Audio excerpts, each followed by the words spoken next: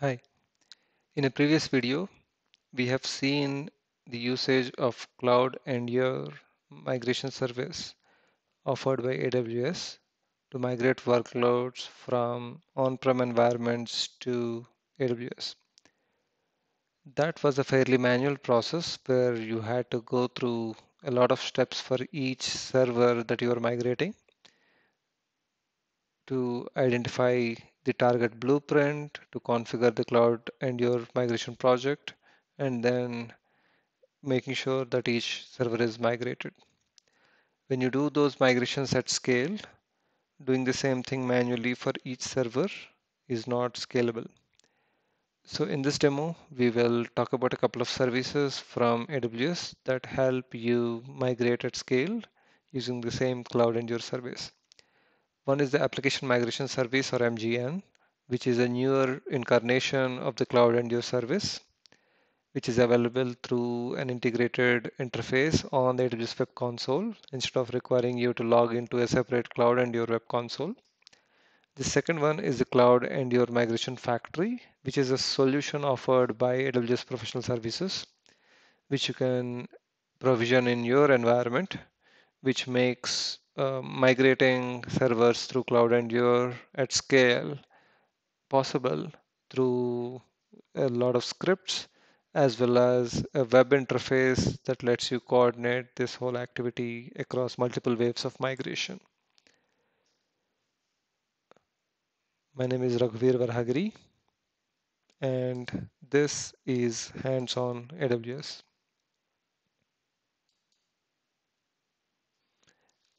Let's start with the demo.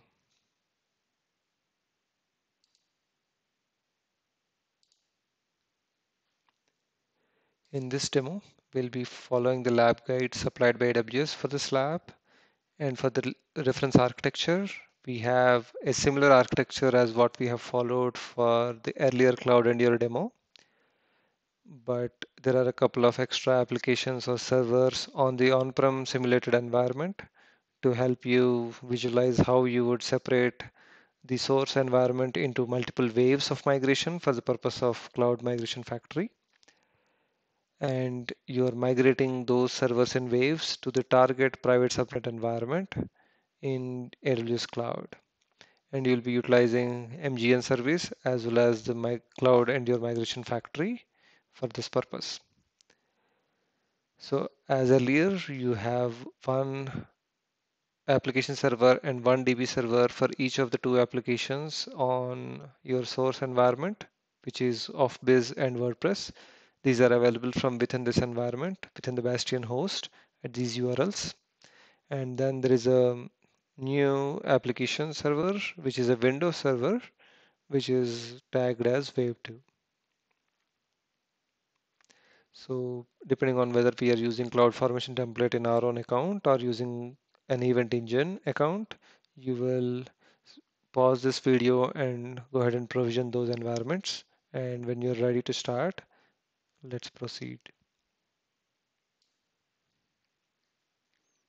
So in this lab, we'll be looking at migrating workloads at scale to AWS. We will be using two services. One is the AWS Application Migration Service, which is an enhanced version of the CloudEndure product that was purchased by AWS a couple of years ago. And the other one is the CloudEndure Migration Factory solution, which is from AWS. And it allows you to do migrations using CloudEndure at a large scale. So as a first step, depending on whether you are using the AWS provided CloudFormation template to do this lab in your own account or following along on an event engine provisioned account, which is provided by the AWS trainer who is conducting the event. You will be able to implement or provision your environment, and the details of that lab are available here in the lab guide.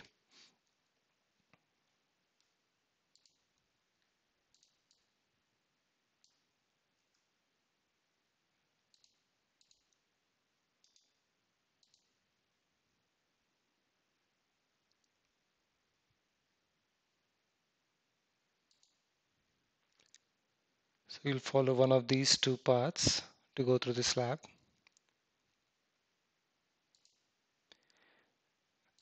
The outputs of the CloudFormation template or the event engine team dashboard can be copy pasted into your notepad.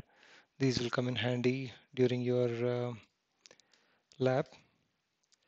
So the first step is to log into the Bastion host. There is a Bastion host in your lab architecture. That's what we will do remote desktop connection to, and we will execute the remaining steps of the lab from within the Bastion host. So open remote desktop. Here it is. Pick up the Bastion host IP address, paste it here. Username would be administrator.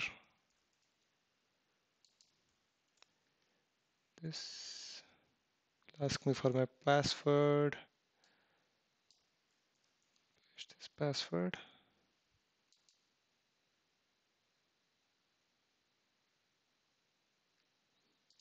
Okay, let me copy it without the trailing space.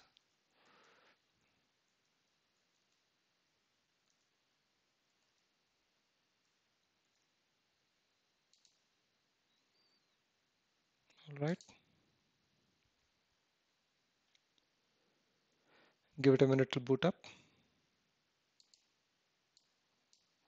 It will configure this Windows desktop for the first time. So we'll give it a minute. One of the first things we will do is to use Notepad or Notepad++ to note down all the key details. One of the useful plugins to use is Markdown plugin. This is optional really.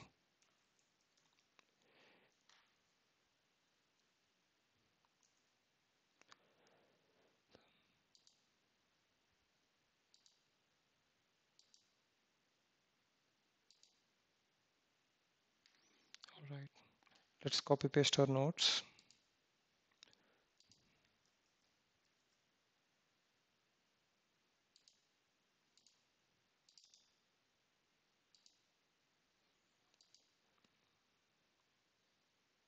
Let's save it to desktop.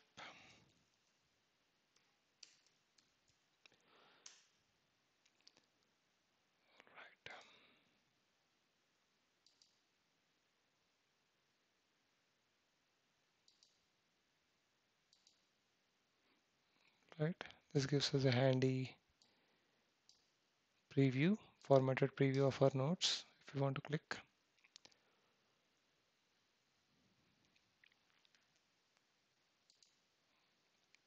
All right, with that done, one of the first steps we do is to go to the console. So based on whether you are using Event Engine or your own CloudFormation template in your own account, you would go to the corresponding AWS accounts management console.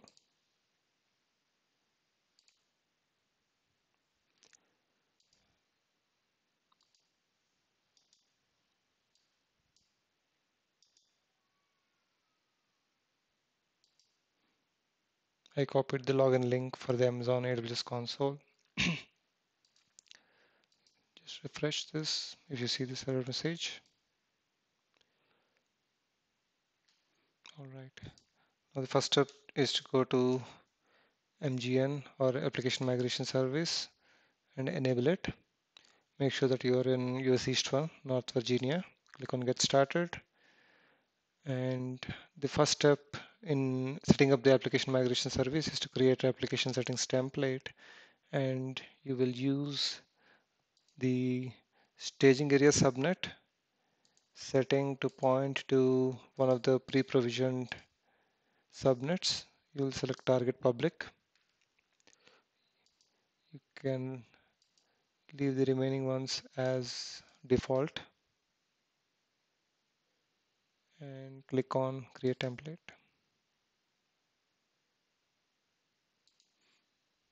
Okay, that is step one done. So here you would add the servers that you would want to migrate from your on-prem to AWS to this list of servers. You can do that manually or through some scripting. When you add a server, that server goes through a long life cycle from being not ready through ready for testing, test in progress, ready for cutover, cutover in progress, and then finally cutover complete. So we will step through most of those lifecycle steps through automation scripts.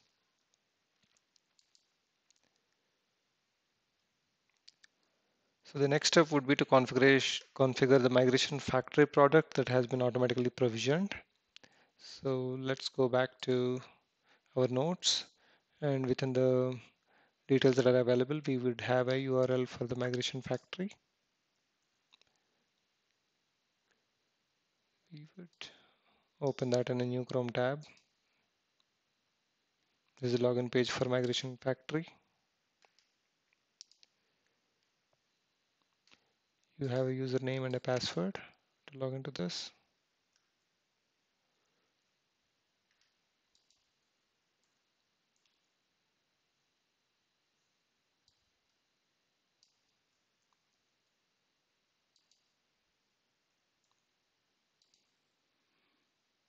All right. So this is the default homepage for your migration factory. The pipeline page currently shows blank. There are no applications or servers selected. So now you need to add the target AWS account ID to the schema. So you go to the admin page and under application attributes, you look at the AWS account ID parameter, and instead of this default values in the list, you go to your nodes again and look for the target AWS account ID and copy this without the trailing space and save that attribute. So this is how you link this migration factory solution to this AWS target account ID. And you also need to configure the endpoints. So since we will be using some scripts for automating the migration of servers instead of doing each server manually, the scripts that can be used for this purpose are automatically provisioned for this lab at this location, C drive migrations. So in this, look for a scripts folder. The first thing we will do is update the endpoints.json file. We'll edit this with Notepad again. And there are 4 settings. All these can be updated by looking at the nodes. So there is a region ID which will be US East 1. It's right here.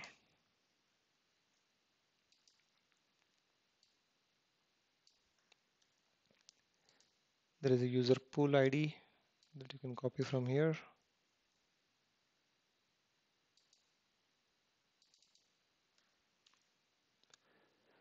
Login API URL. That's this one.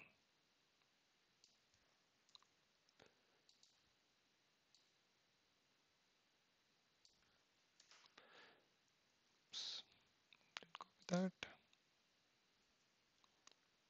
Okay, let's do it correctly this time.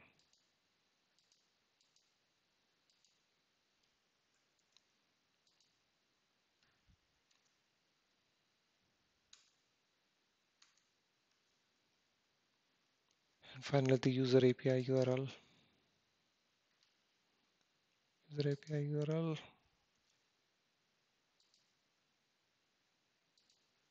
goes here. All right.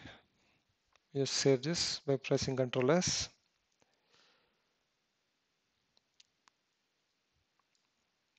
We move on to the next step. The next script file to update is the CSV file that is used by these scripts. So you edit this. So there are a lot of placeholder values here that you need to replace with the corresponding values from the notes file. So one thing is the region. This needs to be replaced with US East 1. So copy this, go to this file, click on bulk replace and replace with your one, replace all. So 5 occurrences. There are 5 servers as you may have seen in the lab reference architecture, and there is one row or record in this CSV file for each of those servers. So we're updating these keys for each of the 5 servers. So you'll typically see every replacement happen 5 times or 10 times if it is a key that appears more than once. So the next one is the account ID. So this one needs to be replaced with the target account ID.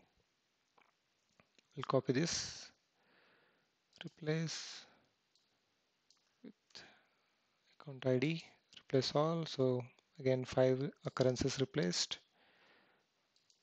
And then you have a subnet ID that needs to be replaced with subnet target private. So subnet target private is this, and this goes into the placeholder that says subnet IDs under the key name. Here it is, subnet IDs. This one needs to be replaced with this subnet key ID, subnet ID. It is replaced 2 times per record. Similarly, there is a test subnet ID which needs to be replaced with the same thing. Okay, that's what we did at once. Then there is security group IDs for production and test. So for security group ID production, that would be this key, this placeholder value.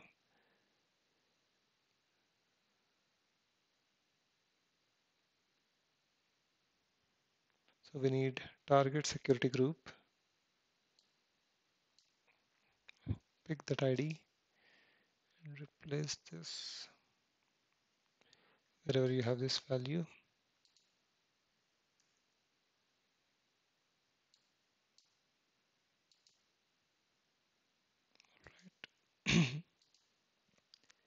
And finally, you have the test security group ID, which would be this.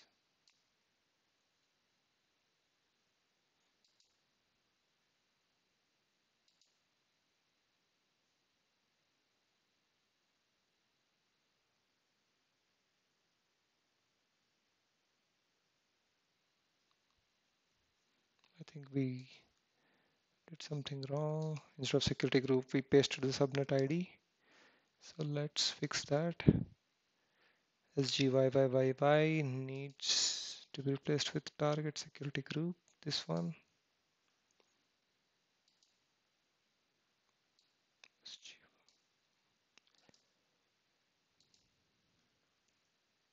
Yep, that sounds correct. Finally, this one is the test security group.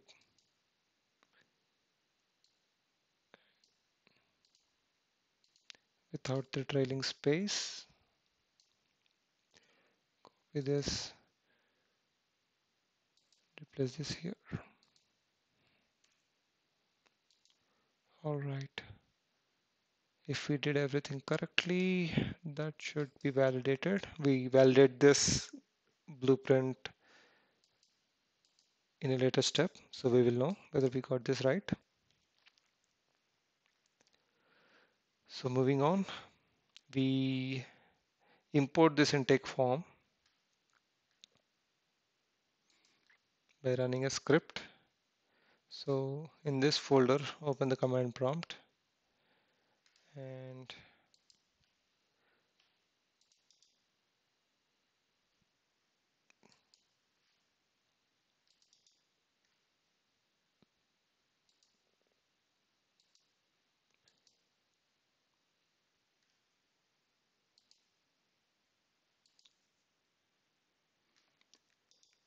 we paste this.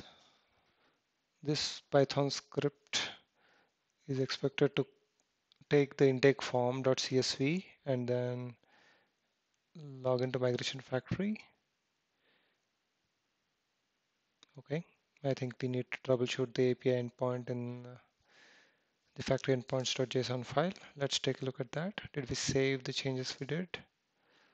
Factory endpoints, login. Yep, I guess we pasted it twice. Let's fix that.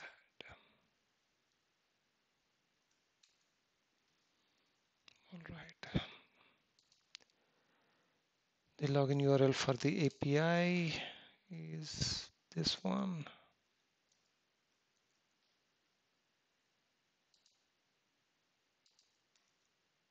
Okay, that sounds correct. Let's save this and rerun this.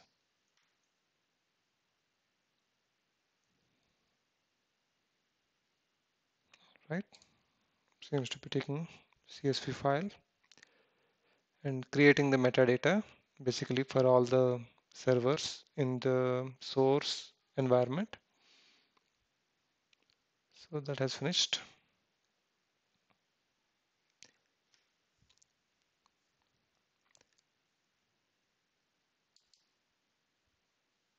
So once this is done, we can go back and refresh our migration factory. In fact, you can keep a couple of these tabs open because we'll be doing a couple of things in parallel using this migration factory interface. So you have two waves, you have three applications that are defined, and these are the 5 servers that are defined in your intake form, and 4 of those applications, 2 for off-biz application and 2 for the WordPress application. So 4 of those servers are planned to be migrated in wave 1, and the 5th one, which is a Windows server, is planned to be migrated in wave 2. So that's the information that has been read from the CSV intake file and uploaded to the migration factory. So when you do this, you still have no servers here.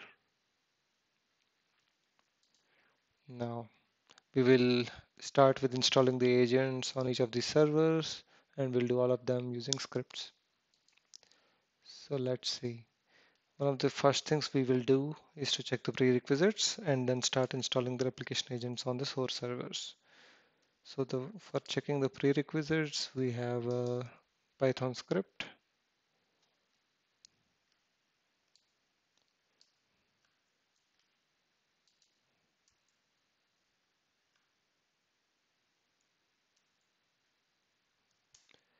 Here is the one. The replication server IP is fixed for this lab, but in a production environment, it will be different. And the standard Linux username and password that we are going to use for this lab is user. Say no when it says whether you want to use a private key, and always provide AWS MID 21, AWS in caps for this lab.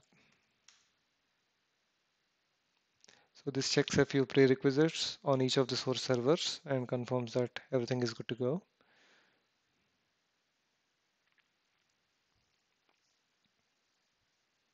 If any of the servers fails to pass the prerequisite check, then you will need to look a little deeper into that particular server and verify all the prerequisites for CloudEndure migration. So once this is done, we can go back and check the prerequisites. Sorry, you can refresh this page and you can see that for all wave 1 identified servers, the prerequisites check has passed as seen in the migration check.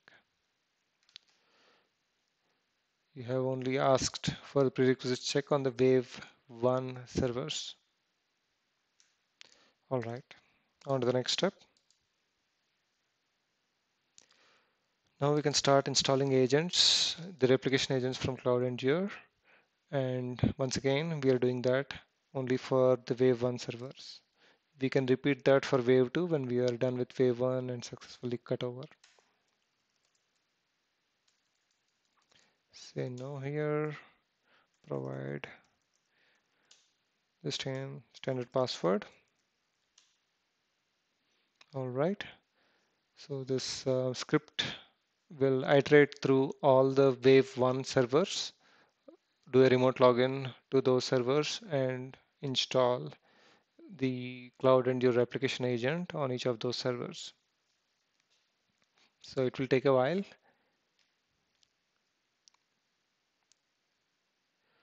So once that is done, we should see agent install success as the status for each of these. And as soon as the replication agent is installed, it goes through a number of steps, starting with contacting the CloudEndure migration server, and replication will start instantly. The CloudEndure replication service is basically a continuous block replication of the source server into the target environment. So the initial sync will take a while, whereas the continuous data replication, once the initial sync is complete, will be pretty fast.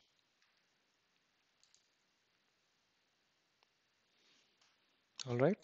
The script is going through installing the agents, so we'll give it some time.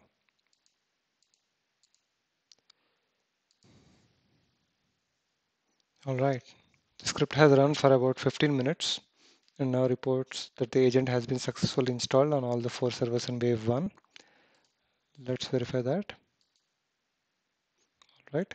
All 4 wave 1 servers are now showing agent install as success in the migration status.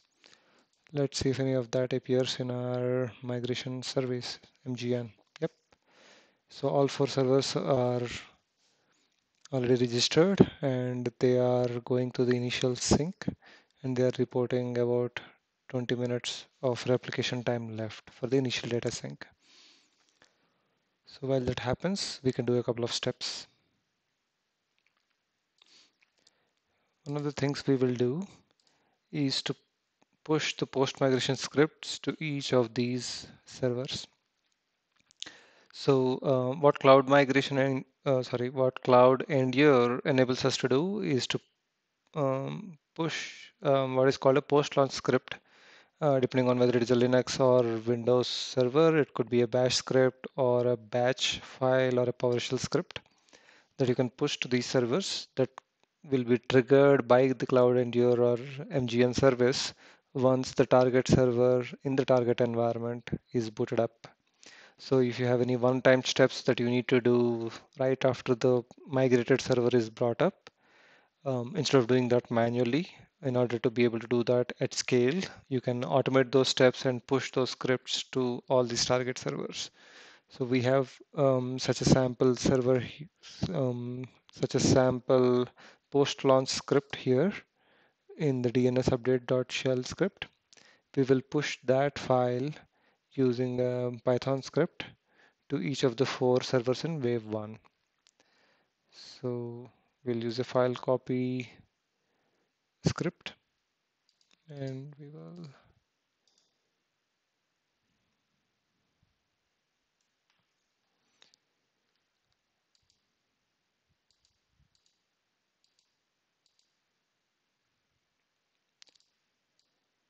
write.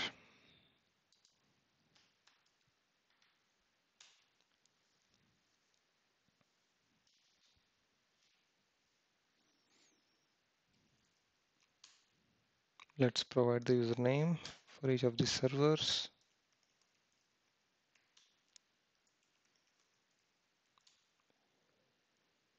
All right. So for all 4 servers, the post-launch scripts have been copied.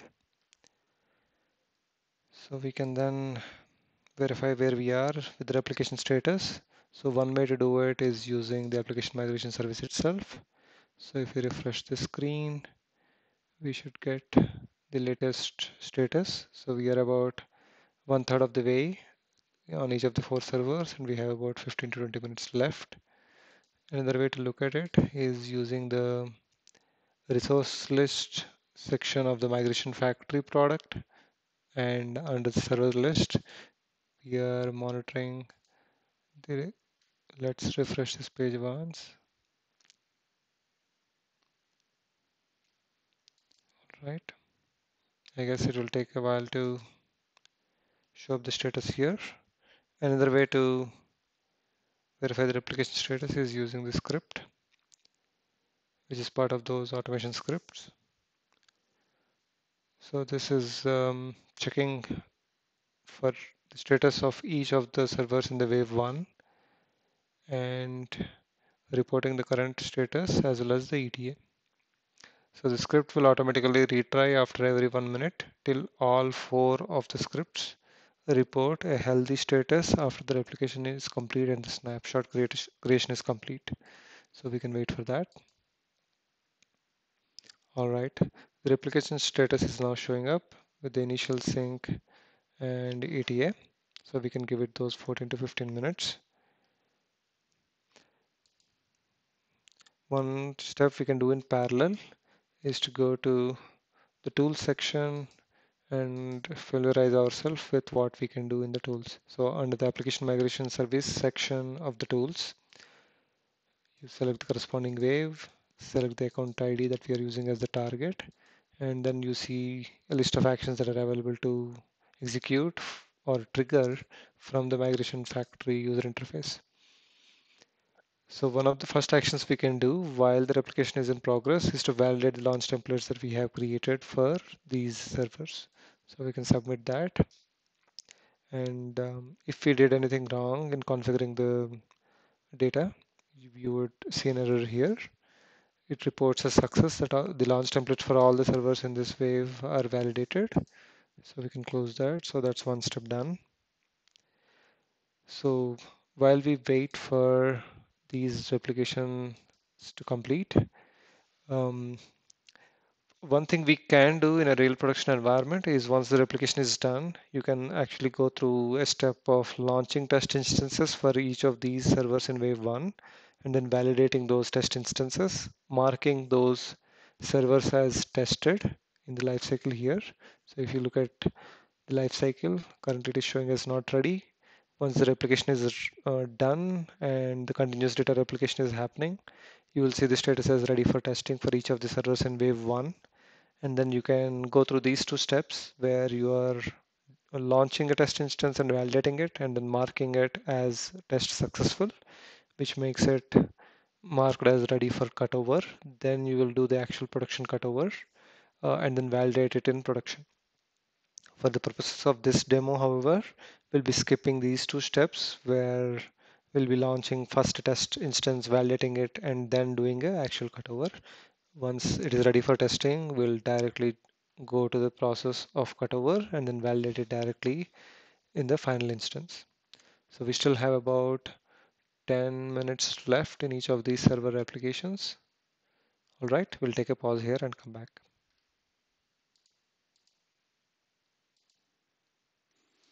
All right, we're still waiting for the replication to complete. There's still about 8 to 9 minutes left.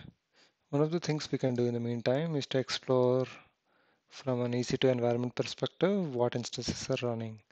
So as you might recall from the lab reference architecture, we have a corporate data center, which is a source environment for the migration, and then there is a AWS environment, which is the target. For the purpose of the lab, since we do not have a data center handy, we are simulating a data center by creating all these instances in the same AWS account in AWS, and then migrating from there to the target subnets and VPCs. So as you can see in the source environment, there is one migration execution server, which is provisioned by the migration service. And that server is in a public subnet. And in the private subnet, you have Windows server in wave 2. And in wave 1, you have a couple of application servers and a couple of database servers belonging to Offbase and WordPress applications. So this migration execution server is nothing but the Bastion server that we are using currently. So that's a Windows server. And then you have these 5 servers, so a total of 6 servers. And then behind the scenes, there is also a DNS server. And then there is a server that is brought up by the migration service for replication. So this migration execution server is the one that is provisioned and as part of the data center itself to allow users to remotely log in. That is not provisioned by MGN. So if you come to the EC2 console, you can see multiple EC2 instances running in your US East 1 region already. So all these MID prefixes are your data center environment, and this is the bastion host or the migration execution server. You have a couple of offbase servers, a couple of WordPress servers, one DB and one web each. And then this is the Wave 2 Windows Server instance that we are not migrating at this time. So this is the simulated on-prem data center environment that you have. And currently, as we speak, the application migration service agents are running on these on-prem servers and doing continuous block replication of the entire image or data of these servers into the US East 1 region. And that process is being coordinated by the replication server, which is provisioned by MGN. So in addition to the user visible servers in the architecture, there is one DNS server as I spoke about. So that's the one that um, serves as a DNS for all these server instances. So in a production environment, you might have a DNS on-prem, or you might use an environment like Route 53 or a third-party service to do your DNS. Where are we? So we are still about 4 to 8 minutes left across all these four servers. So we will take a pause again. And when we come back and when we are ready to do the migration, you will see that the cutover process will create a sort of new instances for all Wave 1 servers. So that would be Offbase DB Web and of WordPress DB and Web. So four new servers will be brought up when we do the Wave 1 migration cutover. And then we do the shutdown of the old instances. These existing four servers will stop running. So let's come back to that once we are ready.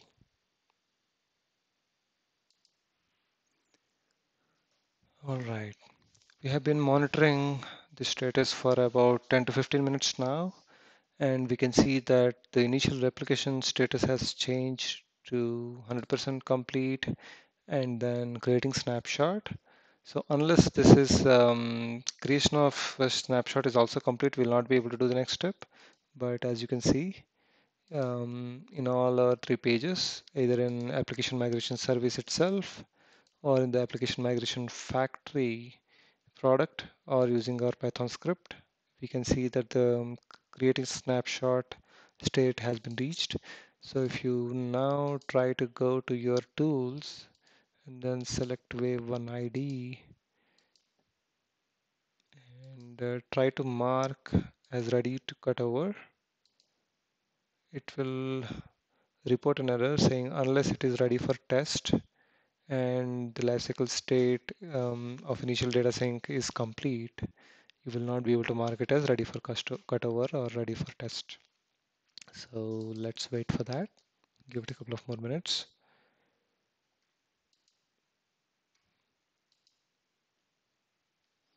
The script will automatically stop polling the status once all the servers in wave 1 reach the healthy status. All right, I see the data replication status of these four servers just turn to healthy. So let's wait for the script to pick it up, and then the script should exit. All right, all healthy. So the script is done. So even here, if you refresh, you should see the replication status of all wave 1 servers as healthy. So now we can refresh this page and then go to our wave 1 target account ID, and then you can mark all instances as ready for cutover, and the system should let us do that. Mark as ready for cutover is done. So you can refresh this.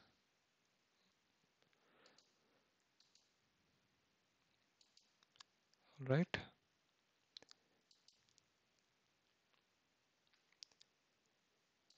And then you can see that the migration lifecycle state has reached ready for cutover. So you can go to each individual server, source server, and see that the replication status is healthy, 100% replicated. And if there are any ongoing changes happening on those servers due to continued use of that application server, the migration service MGN would make sure that through continuous replication process, that data is copied over till the time of cutover. So currently you are ready for cutover as you have manually marked without doing the test process. Now you can do cutover process. All right.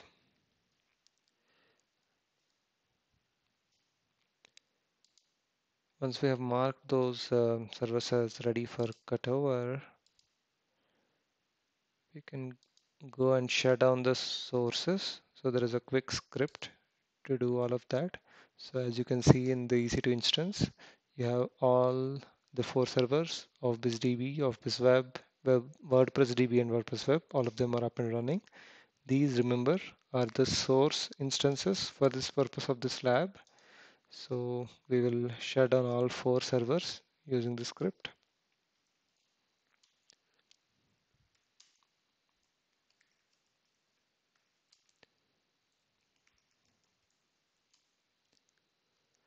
All right, all 4 servers have been shut down by the script. So let's refresh this and see if that has taken effect.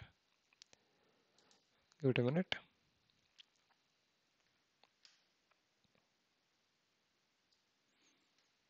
Okay.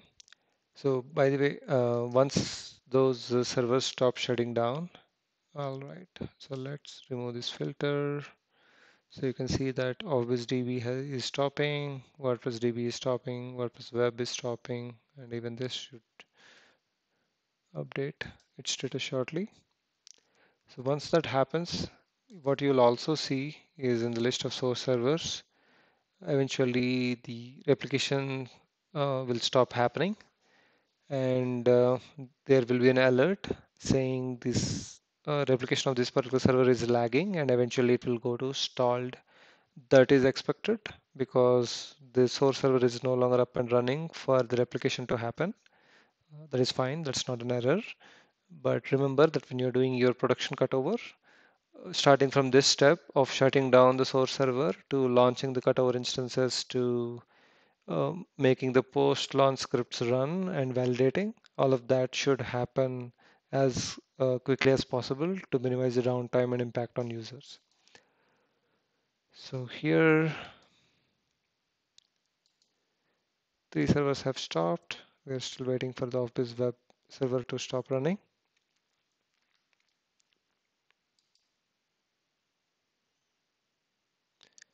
And once you are there, you can use the migration factory tool to launch the cutover instances for all wave 1.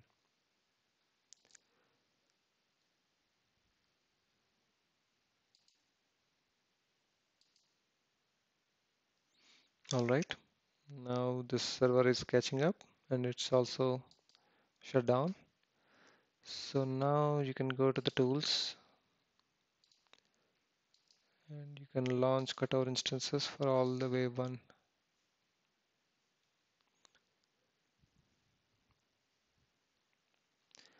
So it says success. So one, we should see, as I said, some of these are reporting lagging and some of them are stalled as far as the data replication is concerned. But in the migration lifecycle, we are making progress. The cutover is currently in progress. So if you look at the corresponding status of each server, you have the current status as cutover in progress.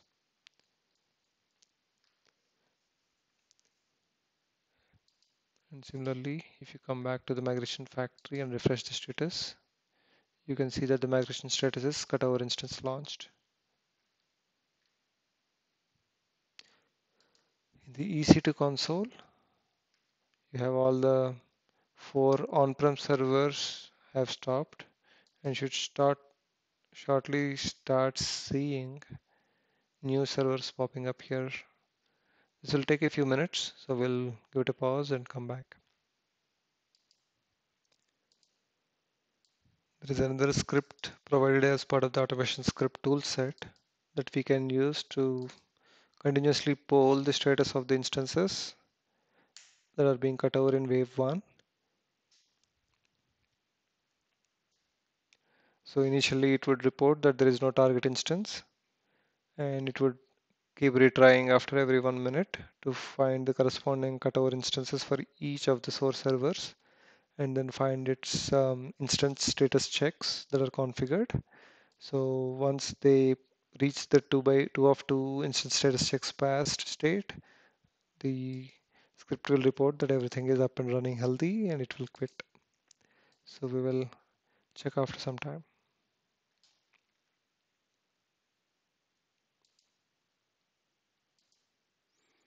All right. After waiting for about 5 minutes, we can see in the EC2 console that 4 new servers have come up. In addition to the replication server, there are 4 new servers called the conversion server. So after waiting for some time, we will see that the target servers are ready. So we'll continue to wait.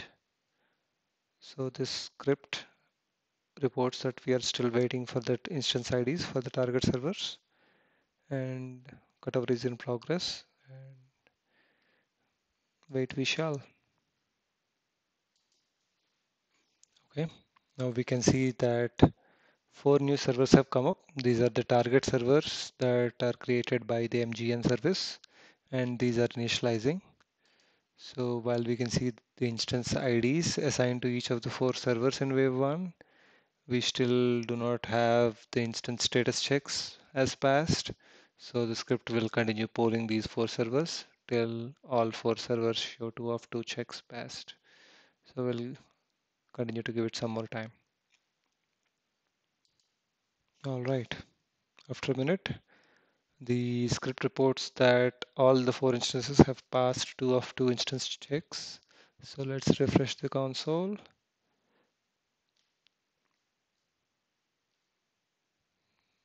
All right, so the application migration service conversion servers have all been terminated, and we have 4 new servers that have just come up, and they are now all running and healthy. So the cutover has happened. So now it's time for some validation.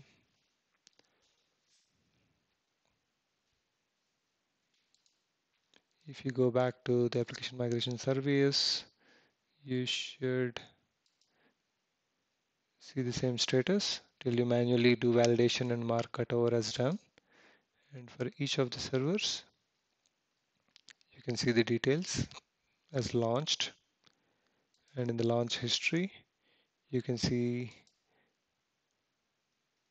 the number of times you have done launches across waves.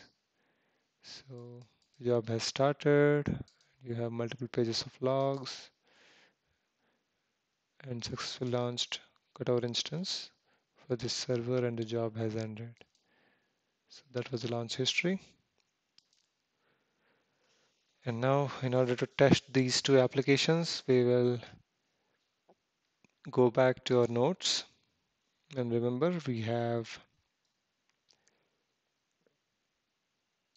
these URLs. So we could have validated that these URLs were up and running before the migration, but now we will do that after migration. So the WordPress application is up and running. So similarly, you have the off-biz ERP application.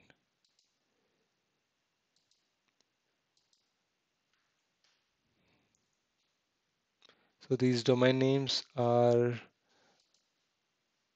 mapped to corresponding IP addresses by the local DNS running inside the environment. So these URLs will be accessible only from within the VPC from this Bastion host.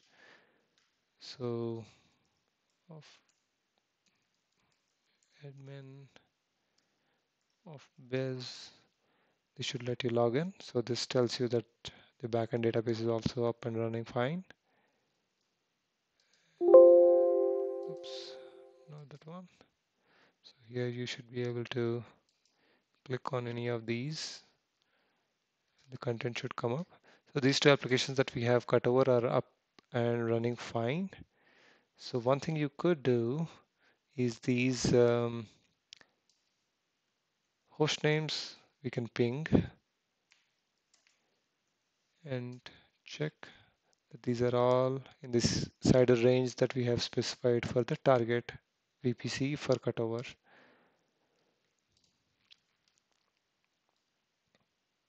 All right.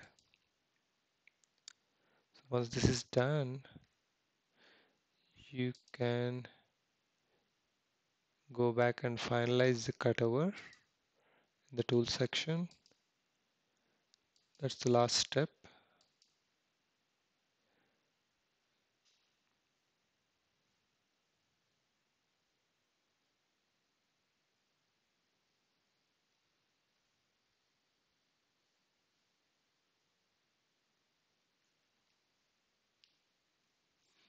If you get any timeout error here, you should simply refresh this page and try again. Let's see.